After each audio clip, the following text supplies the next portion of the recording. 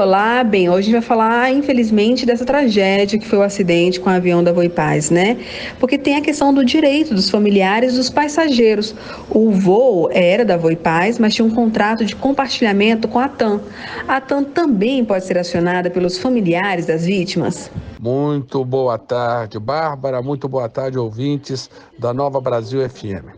Olha, Bárbara, no caso desse trágico acidente, todas as vítimas ali, vítimas fatais, infelizmente não teve nenhum sobrevivente.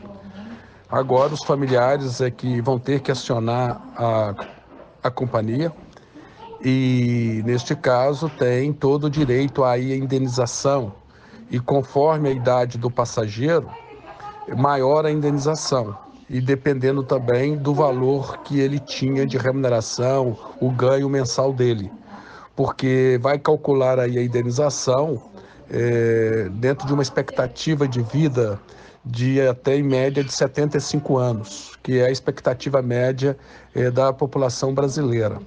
E neste caso, quanto mais novo o passageiro e maior a sua remuneração, a tendência é que haja uma indenização maior.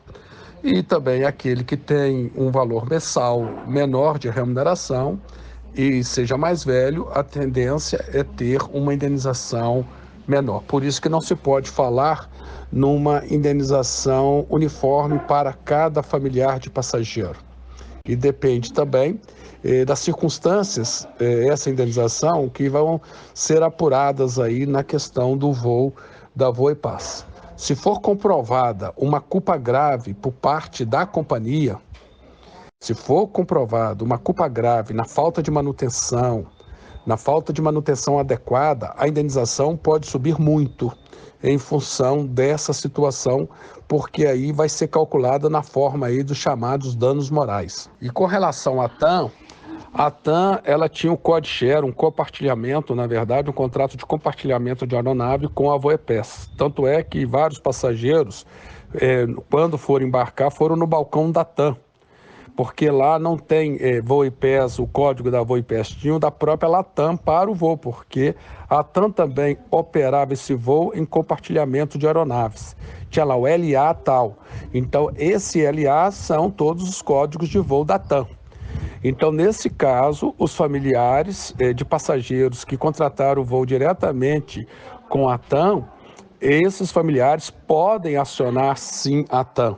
Ah, mas a TAM não era dona da aeronave, mas ela assumiu o risco. De acordo com o Código de Defesa do Consumidor, ela era fornecedora real do contrato de transporte.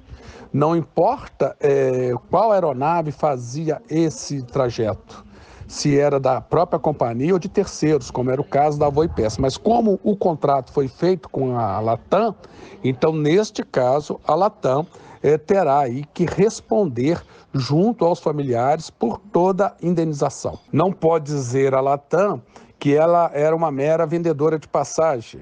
Essa é a posição da agência de viagem. A agência de viagem vendeu a passagem, o consumidor foi lá e comprou e aconteceu o acidente. A agência de viagem não responde, porque o risco dela é com relação à venda do bilhete tão somente. Não tem nada a ver com o risco do transporte aéreo. Esse risco aí é do transportador. E a TAM, neste caso, a Latam, atuava como transportadora junto com a Voepaz. E hoje, Paulo Roque, tem muito receio, né, com relação à segurança dos consumidores no transporte aéreo, questão de manutenção e por aí vai. Como é que fica essa questão da segurança? Como é que o consumidor pode se precaver? Bárbara, esse sentimento costuma ser comum em situações de acidentes como esse. Ainda mais, né, dentro da ideia de que tudo indica que o problema foi ocasionado, né, por a formação de gelo na asa do avião e que isso não teria sido detectado a tempo. Essa é a principal pista de investigação. E tanto é que a aeronave perde altitude de uma maneira praticamente repentina, né, de acordo com o que foi apresentado até agora. Então, nesse contexto, gera, assim, uma questão da insegurança. O consumidor fica um pouco inseguro diante dessas situações. O transporte aéreo é um dos mais seguros, não há dúvida, as estatísticas mostram isso. Mas é muito importante nesse momento que as autoridades façam o dever de casa. Primeiro, com a investigação muito séria sobre esse acidente. E segundo, fiscalizando a operação dessas aeronaves.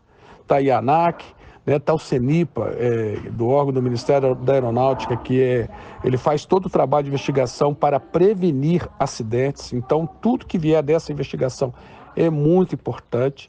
E isso também faz com que as companhias hoje façam o dever de casa e melhore e fiquem mais atentas às questões da segurança da aeronave para não colocar em risco a vida de passageiros e dos seus próprios tripulantes. Mas para isso é preciso ter aí um olhar atento da autoridade reguladora, no caso da ANAC, e ter também um olhar muito atento das próprias companhias, porque um acidente, na perspectiva delas, é prejuízo, para o consumidor é perda de vidas humanas, mas para ela também há um abalo muito forte na imagem da companhia. Então, no fundo, todos perdem com um acidente dessa magnitude. Tá certo? Olha, um grande abraço para você, Bárbara, e voltamos na próxima semana.